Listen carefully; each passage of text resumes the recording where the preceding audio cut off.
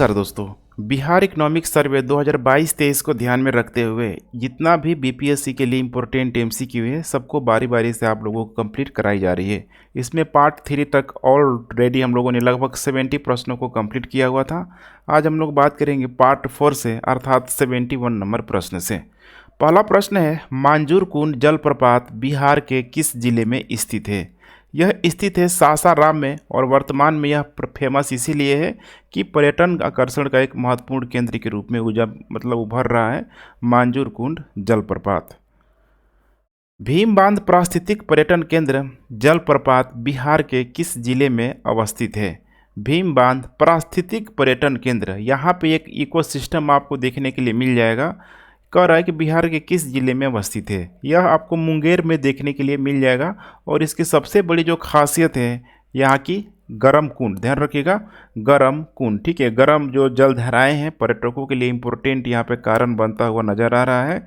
और गरम कुंड को यहाँ पे पुरुषों के लिए, महिलाओं के लिए, बच्चों के लिए अलग अलग तरीके से इसको डेवलप भी किया जा रहा है, जिसकी वजह से पर्यटकों का मुख्य आकर्षण केंद्र ये भी बनते जा रहा है। कर्मचारी राज्य बीमा निगम, कर्मचारी राज्य बीमा निगम यहाँ पे हो जाएगा ESIC। ESIC इसका मतलब होता है एम्प्लॉय स्टेट्स इंश्योरेंस कॉरपोरेशन। इसके संदर्भ में निम्नलिखित में से क्या यहाँ पे सही है? पहला स्टेटमेंट है, कर्मचारी राज्य बीमा निगम सरकारी क्षेत्र में कर्मचारियों के लिए भारत सरकार के श्रम एवं नियोजन मंत्रालय के अंतर्गत एक स्वायत्त निकाय है, इंडिपेंडेंट आप कह सकते हैं कि एजेंसी के रूप में मौजूद है, जो कि बिल्कुल सही है। यह स्वप्रबंधित स्वास्थ्य बीमा योजना को प्रबंधन भी करता है, बिल्कुल सही है। बिहार में बीमित व्यक्तियों की कुल संख्या गत 5 वर्षों में काफ़ी बढ़ी है और ये 5 वर्ष जो है 2017 से आप ले सकते हैं, 2017 से लेके 2022 के बीच यहाँ पे काफ़ी ग्रोथ हुआ है, बिल्कुल सही है।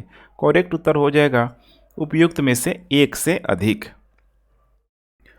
बिहार कौशल विकास मिशन, बिहार कौशल विकास मिशन BSDM,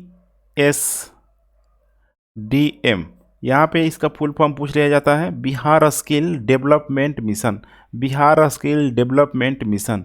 इसके संदर्भ में निम्नलिखित में से क्या सही नहीं है?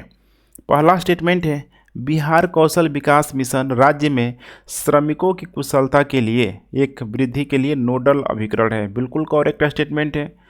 सभी क्षेत्रों में तैनाती के कार्यों को सुगम बनाने के लिए उद्योगों के साथ संपर्क के लिए साझा मंच उपलब्ध कराना, बिल्कुल यहाँ पे करेक्ट स्टेटमेंट है। यहाँ पे चूँकि स्किल जब डेवलपमेंट होगा तो यहाँ पे इंडस्ट्री की यहाँ पे बात शुरू हो जाएगी, तो यहाँ पे एक साझा जो मंच यहाँ पे उपलब्ध कराने की बात की जा रही है।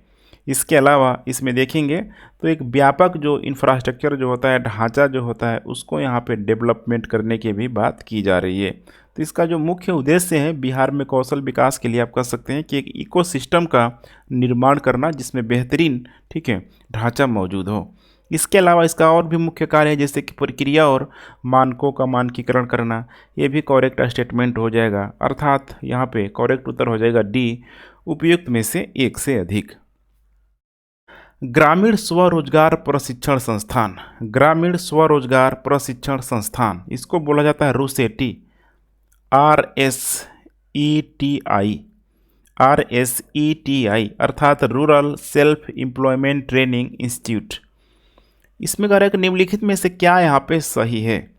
बिहार के सभी जिलों में ग्रामीण युवक युवतियों के कौशल उन्नयन और प्रशिक्षण के लिए स्थापित किए गए समर्पित संस्थान हैं, बिल्कुल ही यहाँ पे सही है।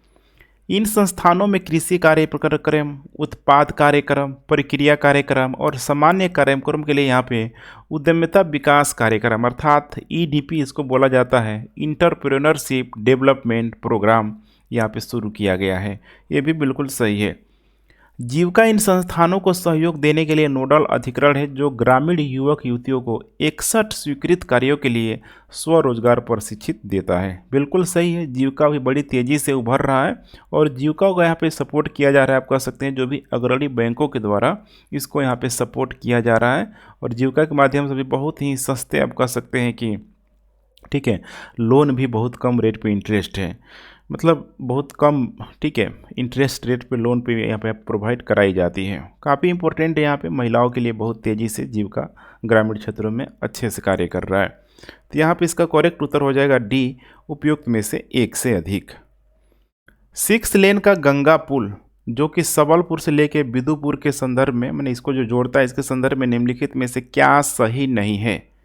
यहाँ पे ध्यान रखिएगा, पूछ रहा है क्या सही नहीं है।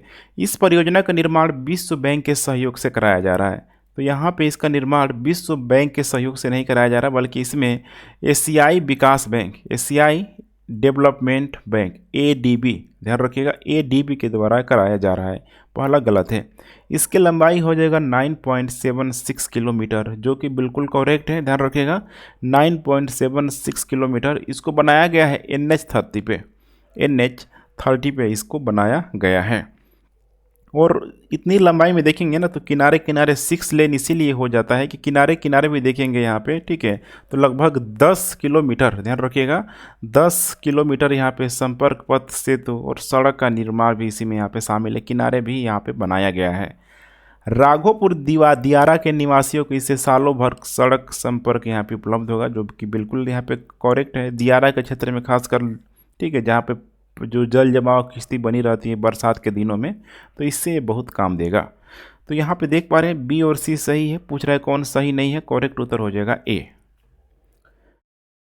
जयप्रकाश गंगा पथ के संदर्भ में निम्नलिखित में से क्या सही है। निम्नलिखित में से क्या सही है। इसका वित्त पोषण कर रहा है कि हुडको के द्वारा, ध्यान रखिएगा हुडको, HUDCO इसको बोला जाता है, ठीक है। नाम जरूर आप लोगों ने सुना होगा, housing and urban development corporation limited, इसके द्वारा इसका वित्त पोषण किया जा रहा है, जो कि बिल्कुल सही है। मैंने सही है यहाँ पे, लेकिन सिर्फ और सिर्फ इसका जो वित्त पोषण इसके द्वारा नहीं किया जा रहा है, बल्कि इसके साथ साथ आप देखेंगे तो इसमें राज्य सरकार के द्वारा भी कुछ पैसा यहाँ पे दिया जा रहा है, जिससे टोटल इसकी जो कॉस्ट है 3831 करोड़।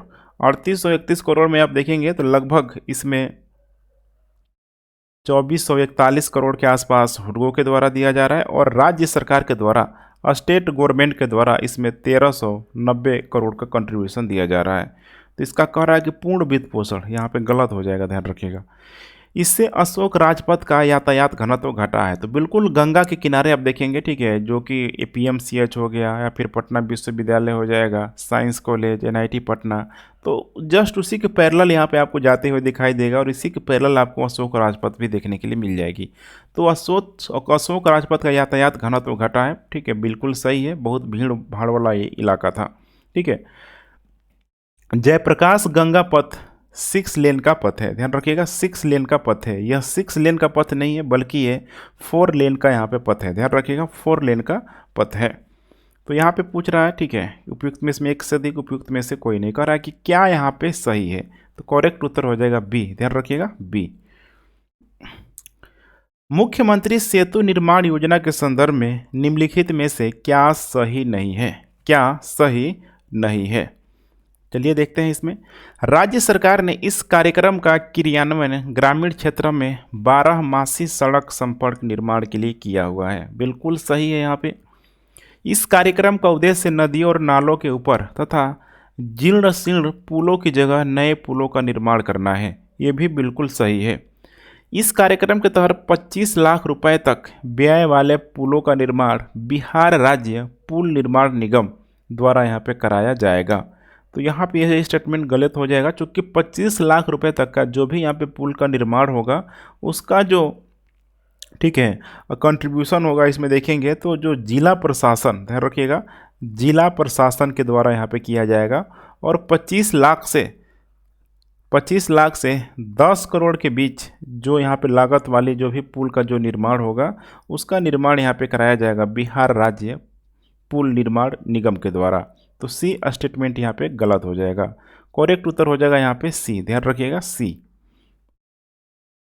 बिहार राज्य पुल निर्माण निगम लिमिटेड के संदर्भ में निम्नलिखित में से क्या सही नहीं है। क्या सही नहीं है। बिहार राज्य पुल निर्माण निगम लिमिटेड पथ निर्माण विभाग के तहत कार्य करता है। किसके तहत? पथ निर्माण विभाग के तहत कार्य करता है, जो कि बिल्कुल करेक्ट है। इसकी स्थापना 1 जून 1975 को हुई थी, बिल्कुल करेक्ट है। निगम को 25 लाख से अधिक वाले पुलों के निर्माण की जिम्मेदारी यहाँ पे सौंपी गई है। तो अब अभी मैंने आपको बताया हुआ था कि 25 लाख से 10 करोड़ के बीच, 10 करोड़ के बीच सारा काम यही देखेगा। तो पूछ रहा है कौन सही नहीं है, सबका सब सही है। करेक्ट उत्तर हो जाएगा ई, उपयुक्त में से कोई नहीं। नेक्स्ट, सारण जिले के छपरा शहर में बनने वाले डबल डेक फ्लाईओवर के संदर्भ में निम्नलिखित में से क्या सही है? इसमें पहला स्टेटमेंट है केंद्रीय सड़क निवेश कोष के तहत इसका निर्माण किया जा रहा है। केंद्रीय सड़क निवेश कोष के तहत इसका निर्माण किया जा रहा है, जो कि बिल्कुल यहाँ पे सही है। बहुत बड़ा बजट का परियोजना है, ध्यान रखिएगा, ठीक है। यह देश का सबसे लंबा डबल डेकर फ्लाई ओवर भी है, बिल्कुल ये भी यहाँ पे सही है। डबल डेकर देख रहे हैं ना यहाँ पे लगा हुआ, ठीक है। इससे पड़ोसी जो राज्य है उत्तर प्रदेश को भी यहाँ पे लाभ होगा, जो कि बिल्कुल ये भी करेक्ट है, ठीक है। और सिर्फ पड़ोसी राज्य उत्तर प्रदेश को यहाँ पे लाभ नहीं होगा, इसके अलावा देखेंगे तो पटना हो जाएगा, जो भी आसपास का क्षेत्र है, आरा या फिर यहाँ पे हाजीपुर, इन सारे ही क्षेत्रों के लोगों के लिए एक बाधा रहित सड़क उपलब्ध यहाँ पे होगी इस डबल डेकर के माध्यम से। करेक्ट उत्तर हो जाएगा उपयुक्त में से एक से अधिक। मुख्यमंत्री ग्राम परिवहन योजना के संदर्भ में निम्नलिखित में से क्या सही नहीं है? ध्यान रखिएगा, क्या सही नहीं है। पहला स्टेटमेंट है इस योजना की शुरुआत सुदूर क्षेत्रों में स्वरोजगार और अधिक आवागमन उपलब्ध कराने के लिए यहाँ पे की गई है। ध्यान रखिएगा, स्वरोजगार और अधिक आवागमन उपलब्ध कराने के लिए यहाँ पे किया गया है। तो यहाँ पे ठीक है, इसको ध्यान से आपको देखना है, बिल्कुल सही है। एक प्रखंड में अधिकतम 2 लाभार्थियों को यह लाभ दिया जा सकता है, ये बहुत इंपॉर्टेंट है, ठीक है। और इसका क्राइटेरिया यही है यहाँ पे कि एक प्रखंड में अधिकतम 2 लाभार्थियों को इसका लाभ दिया जाएगा। इस कार्यक्रम के तहत एम्बुलेंस खरीदने पर अधिकतम 2 लाख रुपए की सब्सिडी का प्रावधान किया गया है। ये भी बिल्कुल यहाँ पे करेक्ट स्टेटमेंट है, ध्यान रखिएगा, बिल्कुल करेक्ट स्टेटमेंट है। तो यहाँ पे इसका करेक्ट उत्तर हो जाएगा कौन सही नहीं है, सबका सब सही है, उपयुक्त में से कोई नहीं। निम्नलिखित कथनों में से कौन सा सही नहीं है? सही नहीं है वाहन 4.0 और सारथी 4.0 सॉफ्टवेयर का क्रियान्वयन राज्य के सभी 38 जिलों में किया जा रहा है, बिल्कुल जो यहाँ पे सही है। अब इससे क्या होगा, ठीक है, वाहन 4.0 है ड्राइविंग लाइसेंस के लिए है, ये भी बिल्कुल सही है। सारथी 4.0 सॉफ्टवेयर से बिहार के सारे वाहनों का जो निबंधन राष्ट्रीय ई रजिस्टर में दर्ज होना सुनिश्चित हुआ है, ये भी बिल्कुल यहाँ पे करेक्ट है, ध्यान रखिएगा, ये भी बिल्कुल करेक्ट है। अब इससे क्या होगा, तो पूरा का पूरा डिजिटलाइजेशन की यहाँ पे प्रक्रिया के साथ इसको कनेक्ट किया जा रहा है। तो जो भी विभाग का जो कामकाज है उसमें ट्रांसपेरेंसी तो आएगी ही आएगी, ध्यान रखिएगा। और बिहार के सारे वाहनों का निबंधन यहाँ पे जब राष्ट्रीय ई रजिस्टर में यहाँ पे दर्ज यहाँ पे हो जाएगा तो अकाउंटेबिलिटी भी यहाँ पे पूरी तरीके से आना हो जाएगी, ठीक है। तो अब इससे जो भी क्रय विक्रय होगा, जो भी असुविधा जो होती है, इन सारे ही चीज़ों को उपयोग करके उसको कम किया जा सकता है। कह रहे कि कौन सही नहीं है, तो सबका सब यहाँ पे ध्यान रखिएगा सही है, ध्यान रखिएगा, सबका सब यहाँ पे ठीक है सही स्टेटमेंट है। तो पूछ रहा है कौन सही नहीं है, तो करेक्ट उत्तर हो जाएगा उपयुक्त में से, ठीक है, कोई नहीं। नेक्स्ट, ई रिक्शा सहित बैटरी से चलने वाले वाहनों को राज्य में कितने प्रतिशत कर छूट प्राप्त है? ई रिक्शा को लेके, ठीक है, आप जब पटना में जाएंगे तो आपको देखने के लिए मिल जाएगा बड़ी मात्रा में। तो यहाँ पे कितने प्रतिशत की यहाँ पे छूट प्राप्त है? इसका करेक्ट उत्तर हो जाएगा 50%। ई रिक्शा सहित बैटरी से चलने वाले वाहनों को राज्य में 50% की यहाँ पे छूट प्राप्त है। ई सरकार विकास सूचकांक अर्थात इसको बोला जाता है EGDI, ध्यान रखिएगा EGDI, इसमें क्या शामिल इसमें नहीं किया गया है? क्या शामिल इसमें नहीं किया गया है? तो यहाँ पे आपको देखना है, ठीक है, कि ई शासन सभी स्तरों पर प्रभावी बन सके, जवाबदेही बन सके, समावेशी संस्थाओं के निर्माण के लिए बहुत इम्पोर्टेंट है। अब इसमें जो भी यहाँ पे इंडिकेटर आप कह सकते हैं दिया हुआ है, जैसे कि दूरसंचार अधिसंरचना, ठीक है, सूचकांक यहाँ पे हो जाएगा, ठीक है। तो ये भी उसमें आएगा। अंतर्राष्ट्रीय दूरसंचार संघ ITU ये भी इसमें आएगा। मानव पूंजी सूचकांक HCI ये भी इसमें आएगा। सबका सब इसमें यहाँ पे शामिल होगा ही होगा। तो EDGI का मतलब हो जाएगा यहाँ पे ई गवर्नमेंटल डेवलपमेंट इंडेक्स, ई गवर्नमेंटल डेवलपमेंट इंडेक्स। ठीक है, तो इसे भी आप लोग ध्यान जरूर रखिएगा। वर्ष 2022 में अगर देखा जाए, वर्ष 2022 में भारत का जो इसमें रैंक मिला है 105वां रैंक इसको भारत को मिला हुआ, 105 रैंक इंडिया का है। ठीक है, तो इसमें करेक्ट उत्तर हो जाएगा। यहाँ पे कह रहा है कि कौन शामिल नहीं है, तो सबका सब तो यहाँ पे शामिल है ही। करेक्ट उत्तर हो जाएगा उपयुक्त में से एक से अधिक, सॉरी उपयुक्त में से कोई नहीं। वाईफाई परिसर योजना के संदर्भ में निम्नलिखित में से क्या सही नहीं है, क्या सही नहीं है? यह विकसित बिहार के 7 निश्चय कार्यक्रम के तहत आता है। यह विकसित बिहार के 7 निश्चय कार्यक्रम के तहत आता है। ठीक है, तो बिल्कुल करेक्ट स्टेटमेंट है यहाँ पे। इसके जरिए महाविद्यालय विश्वविद्यालय परिसर में ई शासन कार्यक्रम और डिजिटल सेवा को यहाँ पे बढ़ावा मिलेगा। बिल्कुल सही है। इसमें केवल परिसरों में, माने जो भी परिसर होगा उसमें अध्यापक और शिक्षकेतर कर्मियों को ऑनलाइन सुविधा यहाँ पे प्राप्त होती है। तो ध्यान रखिएगा, ऐसा नहीं है। इसमें जो भी आगंतुक, जो भी लोग आते हैं, विद्यार्थी हैं, अध्यापक, शिक्षक, सभी लोगों के लिए ऑनलाइन सुविधाएं इसमें प्राप्त होती ही होती है। तो यहाँ पे कह रहा है कि कौन सही नहीं है, सी ऑप्शन यहाँ पे हो जाएगा। ठीक है, जो कि सही नहीं है। निम्नलिखित कथनों में से कौन सा सही है? पटना में IT टावर के निर्माण, ठीक है, किया जाएगा। बिल्कुल करेक्ट है यहाँ पे। ठीक है, अभी तेजी से सर्विस सेक्टर को भी बिहार में डेवलप करने का प्रयास किया जा रहा है। सूचना प्रौद्योगिकी विभाग ने ITCT 1 और ITCT 2 के लिए राजगीर में योजना प्रस्तावित है। ध्यान रखिएगा, राजगीर में योजना प्रस्तावित है और इसमें ज़मीन भी यहाँ पे आवंटित कर दिया गया है, लगभग 111.7 एकड़। ध्यान रखिएगा, 111.7 एकड़ ज़मीन आवंटित किया गया है। भारतीय सॉफ्टवेयर प्रौद्योगिकी पार्क के केंद्रों का दरभंगा और भागलपुर में भी निर्माण किया जा रहा है, जो कि बिल्कुल करेक्ट है।